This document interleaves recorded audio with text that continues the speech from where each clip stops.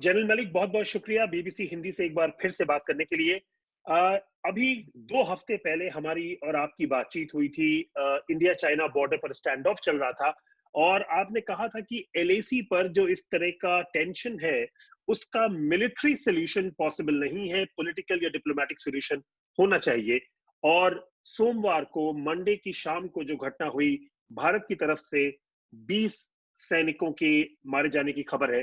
क्या कहेंगे आप उस पर? पहले तो मैं ये बोलूँगा कि घटना स्थल के ऊपर अगर पहले टेंशन थी, तो अब वो टेंशन और भी बढ़ गई होगी और इस दुखद घटना के बाद में और गुस्सा भी आ गया होगा दोनों के ट्रुप्स में, भारतीय ट्रुप्स में। इनफैक्ट आज तो मैं समझता हूँ कि शायद देश भर में गुस्सा होगा कि 20 जवान हमारे शहीद हो गए। जैसा कि मैंने पहले बताया था, ये जब सिचुएशन स्कफल की हो जाती है, इस सिचुएशन पे पहुंच जाते हैं कि गुत्थम-गुत्था होने की तो उस वक़्त मैं समझता हूँ कि मिलिट्री सॉल्यूशन पॉसिबल नहीं होता है। मिलिट्री का काम है, जो भी उनको लाइन दी गई है, उस लाइन तक अपनी टेरिटरी को डिफेंड करना। जब दूसरा आदमी नहीं मानता है, तो या तो वो लड़ाई करते हैं या गुत्थम-गुत्था की लड़ाई में शुरू हो जाते हैं। तो उस वक़्त मैंने ये बोला था कि इस वक़्त हमारे डिप्लोमेसी और पॉलिटिकल डायलॉग होना चाहिए। सिर्फ मिलिट्री टू मिलिट्री डायलॉग से ये काम नहीं चलेगा। और वही बात हुई है कि जो भी मिलिट्री डायलॉग हुआ है, उसके बीच में चाहे चाइनीज़ ने बोला है कि हम पीछे हट रहे हैं और डिसएंगेज होगा, लेकिन या तो तिब्बत और चाइना के जो वेस्टर्न थिएटर कमांडर हैं, या तो उन्होंने ये बात मानी नहीं है और अगर मानी है तो ये बात जो अपने ट्रुप्स हैं फ्रंट लाइन के ऊपर, उनको पहुँचाई नहीं है। तो सिर्फ 2 ही वजह हो सकती हैं जो कल का इंसिडेंट हुआ है। बहुत दुखद इंसिडेंट हुआ है जिसमें हमको तो मालूम है हमारे कितने जवान शहीद हुए हैं और मैंने सुना है कि काफ़ी जवान चाइना के भी शहीद हुए हैं, उनकी जी, तरफ से। जी, जनरल मलिक, उस पर भी हम अभी लौटेंगे आपसे, उस पर भी एक सवाल है मेरे पास आपके लिए। लेकिन चूँकि आपने कहा कि ट्रूप्स में गुत्था-गुत्था हुई और मिलिट्री सॉल्यूशन पहले हम लोग जैसी बात कर चुके थे कि वो पॉसिबल नहीं लग रहा था। तो क्या वजह रही होगी? आखिर ये डिसीजन मेकिंग कहाँ से आई होगी कि जैसी कुछ रिपोर्ट्स आ रही हैं कि अनआर्म्ड जवानों की एक टुकड़ी गलवान घाटी में जाकर जो चीनी बॉर्डर पोस्ट है, चाइनीज़ बॉर्डर पोस्ट है, वहाँ पर बात करती है। उसके बाद सिचुएशन अनटूवर्ड हो जाती है, जैसा कि खबरों में आ रहा है और सोर्सेज बता रहे हैं। उसके बाद फिर जो जैसा आपने कहा कि गुत्थम-गुत्थी होनी शुरू हो जाती है। तो आखिर अनआर्म्ड जवान की टुकड़ी जवानों की वहां पर क्यों गई? कहाँ से डिसीजन मेकिंग हुई होगी? क्या कि बीच में कोई कम्युनिकेशन में गैप सा लगता है आपको? इसमें कुछ गलतियाँ हैं और ये जब पिछले कई सालों से हम लोग फायरिंग नहीं कर रहे हैं और मिलिट्री के लेवल के ऊपर हम लोग एक-दूसरे से बातचीत करना शुरू कर दिया है और डिस्प्यूटेड एरिया में जब पेट्रोल्स मिलते हैं, तो हमने परमिट किया हुआ था जो मेरे ख्याल में सही नहीं था। गुत्थम-गुत्था की आपने देखा होगा कि कई पुराने इंसिडेंट जो हुए पिछले 2 साल में या 3 साल में, उसमें ऐसी सिचुएशन पैदा हो गई थी और अलग बात थी। मेरा अपना एक्सपीरियंस जो है 1967 से है कि हुँ, हुँ। नाथुला के ऑपरेशन में जब लड़ाई हुई थी, वहाँ पर भी ऐसे ही शुरू हुआ था गुत्थम-गुत्था से और उसके बाद में गोलियाँ चली और फिर आर्टिलरी शेलिंग भी हुई और 4 दिन तक खूब गोलियाँ चली और आर्टिलरी की शेलिंग होती रही। तो मेरे अपने विचार में ये है कि हमको मिलिट्री लेवल के ऊपर गुत्थम-गुत्था की इजाज़त नहीं देनी चाहिए और उस सिचुएशन में नहीं पड़ना चाहिए। अगर हमने बातचीत भी करनी है कमांडर्स लेवल के ऊपर या किसी भी लेवल के ऊपर, तो उसको बड़ा फॉर्मली लेना चाहिए, सफ़ेद झंडे लेकर और अपनी एस्कॉर्ट को दूर रख के और फिर बात करनी चाहिए, ताकि ये हैंड टू हैंड सिचुएशन या पत्थरबाज़ी सिचुएशन ये बिल्कुल नहीं होनी चाहिए। जी, तो जनरल मलिक की सिचुएशन ये ऑर्डर्स या ये इस तरह की जो परमिशंस है, ये किस लेवल पर दी जाती हैं? और ज़ाहिर है जो लास्ट पर पोस्ट पर कमांडिंग ऑफिसर है या उसके सैनिक हैं, वो तो उसको फॉलो करेंगे। तो किस लेवल से आती हैं ये परमिशंस या इस तरह की क्लीयरेंसेस? जब ये मिलिट्री लेवल के ऊपर ही किसी कमांडर ने जब देखा होगा कि गोचर है, मेरे एक समझौता भी मेरे ख्याल में हुआ था कि आपस में हथियार नहीं लेके जाएंगे, और उसके मुताबिक लोगों को बोला गया कि आप हथियार नहीं लेके जाओ। और फिर चाइनीज के जो जवान हैं वो क्लब्स, वुडन क्लब्स ले आए, और वुडन क्लब्स के ऊपर तार लगी हुई थी या नेल्स लगे हुए थे, वो ऐसे ऐसे हथियार लेके आए। बात ये है कि अगर चाहे वो वुडन क्लब्स हों या पत्थर हों, अगर किसी की जान जाती है तो वो चाहे गोली से जाती है या इस तरीके से जाती है, वो एक ही बात है। ये मैं समझता हूँ कि बात गलत है, और जैसे मैं आप पहले भी बताया कि जो भी बात करनी हो आपस में, तो उसको बड़े फॉर्मल तरीके से शुरू किया जाना चाहिए, और फॉर्मल तरीके से बैठकर सफेद झंडे लगाकर फोटोग्राफी होती रहे, वीडियो होती रहे, तब ये बात करनी चाहिए। हमने पिछले कई इंसिडेंट में देखा है कि ये गलती हो रही है दोनों तरफ से।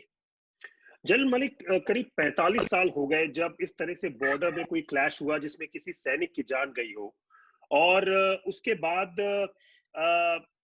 1967 में जैसा आपने जिक्र किया नाथूला का, उसके बाद 1975 में पिछला वाकया था। मिलिट्री रैंक्स में भारत की और हो सकता है चाइना की भी कितना रोष होगा, कितना एंगर होगा इस तरह के बॉर्डर सेंसिटिव जो बॉर्डर है, जो एलएसी है, एक इमेजिनरी बॉर्डर है, उसको मैनेज करने को लेकर किस तरह का अनरेस्ट देखने को मिलता है? ये टेंशन पहले भी थी, अनरिजॉल्व बॉर्डर के ऊपर, एलएसी के ऊपर टेंशन पहले भी थी, और जब ऐसे इंसिडेंट होते हैं तो टेंशन और भी बढ़ती है। और जैसा कि मैंने आपको पहले कहा है कि इस घटना के बाद में ना सिर्फ टेंशन है, लेकिन क्रोध भी है, गुस्सा भी है। तो इसमें कोई शक नहीं कि अगर थोड़ी सी भी कोई गलती करता है तो उसको वो सिचुएशन एस्केलेट हो जाती है। तो इस वक्त सिचुएशन ऐसी है कि कभी भी ये एस्केलेट हो सकती है, और ज्यादा गोली चलने की या आसार हो सकते हैं। क्या आपको और लगता है कि ये वो टाइम है जब पॉलिटिकल लीडरशिप को तुरंत इंटरवीन करना चाहिए और हाईएस्ट डिप्लोमेटिक लेवल पर बात करनी चाहिए, प्राइम मिनिस्टर्स को, चीफ्स को, चाइना के, इंडिया के, दोनों के? बिल्कुल, ना डिप्लोमेसी के ऊपर डिप्लोमेट्स को भी बात करनी चाहिए, और पॉलिटिकल लेवल के ऊपर भी बात करनी चाहिए। ये कुछ आसार नजर आ रहे थे कुछ दिन पहले, तभी मैंने आपसे बोला था 2 हफ्ते पहले कि अब ये सिचुएशन जो है ये पॉलिटिकल या डिप्लोमेटिक लेवल के ऊपर रिजॉल्व होगी। ये मिलिट्री टू मिलिट्री लेवल के ऊपर इसका थोड़ा मुश्किल है। जी। और जनरल मलिक, एक सवाल ये भी उठ रहा है कि इंडिया की तरफ से पहले 3 सैनिकों की हताहत होने की बात आई, जिसमें एक कर्नल भी थे बिहार रेजिमेंट के, और उसके बाद 17 और की बात आई, टोटल 20 कैजुअलिटीज। चाइनीज साइड की तरफ से ऐसी कोई पुष्टि नहीं रही है अभी तक, सिर्फ उनकी तरफ से ये बयान आया है कि भारत सख्ती से अपने सैनिकों को रोके बॉर्डर आउटपोस्ट पर। क्या आपने तो आर्मी की कमान संभाली है इतने साल, चाइनीज बॉर्डर पर आपके जमाने में भी इस तरह की कॉन्फ्लिक्ट्स या टेंशन्स फ्लेयर अप होने वाली स्थिति जरूर हुई होगी। क्या चाइनीज की हिस्ट्री रही है, ऐसे वो रिएक्ट करते हैं, या ये कुछ एक नया फिनोमिनन आप देख रहे हैं? पहले तो मैं कैजुअलिटीज के बारे में बताऊंगा कि क्योंकि ये इंसिडेंट रात को हुआ था, तो पूरी इंफॉर्मेशन आने में देरी होगी, और इसलिए शायद पहले उन्होंने 3 के बारे में बोला, जो जिसके बारे में यकीन हो गया होगा, और फिर ऐसा ऐसा जब उनको और कैजुअलिटीज मिलने की इंफॉर्मेशन पूरी आई तो उन्होंने ये इंफॉर्मेशन दी। ऐसी इंफॉर्मेशन को प्रीमेच्योरली कभी नहीं देना चाहिए, क्योंकि ये फैमिलीज को अफेक्ट करती हैं। As far as China is concern, क्यों पूरा यकीन करना इस वक्त मैं नहीं यकीन करना चाहता हूं, जब तक और कुछ इंफॉर्मेशन नहीं आए। बाकी जो आपने सवाल किया टेंशन के ऊपर, अभी हमारे जवानों में काफी धैर्य है, काफी उनके अंदर एक भरोसा भी होता है और एक धैर्य भी होता है, और अगर उनको हुक्म दिया जाता है तो वो वैसे ही काम करते हैं।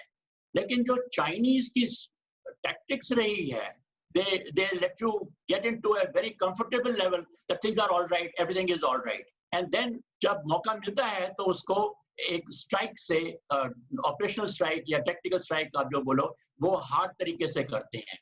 मैं समझता हूँ कि इस बार भी ऐसा हुआ है कि उन्होंने पहले आपको एक पॉलिटिकल लेवल के ऊपर या डिप्लोमेटिक लेवल के ऊपर उन्होंने बड़ा कंफर्टेबल जोन दिखा दिया कि ये ऐसे होता है तो हम लोग इस चीज को रिजॉल्व कर लेते हैं। लेकिन सही बात तो ये है, असल बात तो ये है कि ये टेंशन जो पिछले इंसिडेंट से हुई है तो उसके साथ में बढ़ती रही है और बढ़ रही है।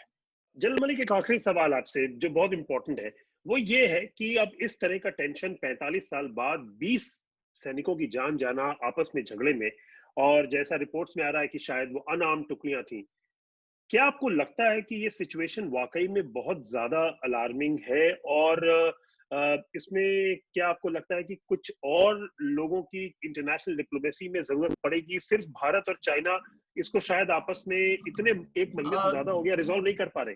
पहली तो बात यह है कि पॉलिटिकल लेवल के ऊपर मेरा अपना विश्वास है कि इस वक्त जो हमारे रिलेशंस हैं चाइना के साथ में, वो एक टर्निंग पॉइंट पर आ गए हैं।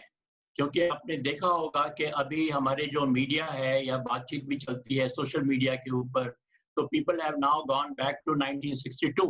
1962 के बाद में क्या क्या हुआ है, और वो बात समझ रहे हैं कि चीन के साथ में बात करना फजूल है, उनकी कहनी कुछ और है और करने कुछ और है।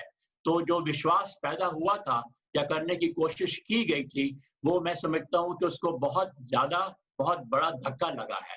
That is as far as the political level is concerned. At the operational level also, हम लोगों को हमेशा अभी अलर्ट रहना पड़ेगा, और हो सकता है कि और फौज भी इन एरिया में जाए जहाँ पर कुछ डिस्प्यूट होने के चांसेस हैं। बहुत बहुत शुक्रिया बीबीसी हिंदी से बात करने के लिए जनरल वीपी मलिक।